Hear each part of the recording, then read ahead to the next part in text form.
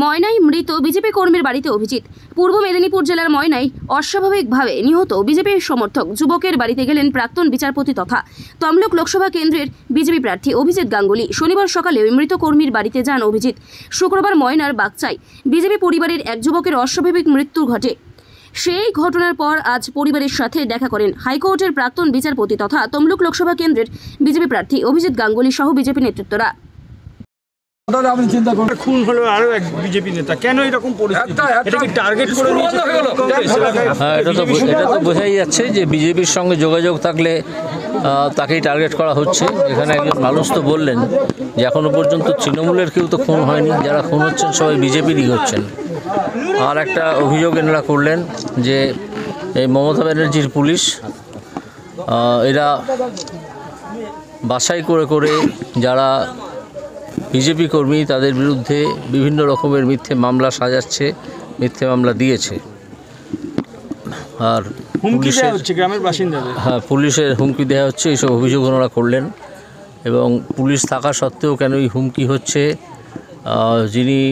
যে ছেলেটি মারা গেছে তার মা বললেন যে তাকে প্রতিনিয়ত হুমকি দেওয়া হতো, গালাগাল করা হতো এবং বলা হতো যে তোর বাড়ি শেষ করে দেবো।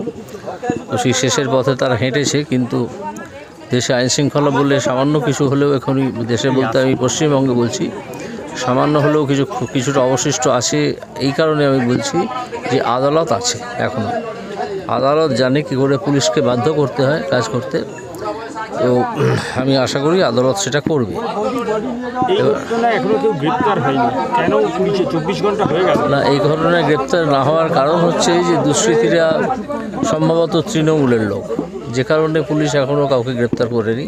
তৃণমূলের দুষ্কৃতি হলে তো দুষ্কৃতি নয়, তো মনে হচ্ছে সেই জন্যই এখনও পর্যন্ত কোনো খবর পাওয়া যায়নি। আমরা চেষ্টা করছি ওসিকে জিজ্ঞেস করা বা এসপিকে জিজ্ঞেস করার যে তদন্ত কতদূর অগ্রসর হয়েছে। আপনারা কি কেন্দ্রীয় তদন্তকারী সংস্থার তদন্ত দাবি করবেন এই ঘটনার পর? নিশ্চয়ই, কারণ এখানে পুলিশ নিষ্ক্রিয়। পুলিশ একটা দলের হয়ে কাজ করে, সেখানে পুলিশের উপর তো ভরসা রাখা যায় না। তো সেই জন্য কেন্দ্রীয় তদন্তকারী দলের তদন্ত এখানে হওয়াটাই উচিত।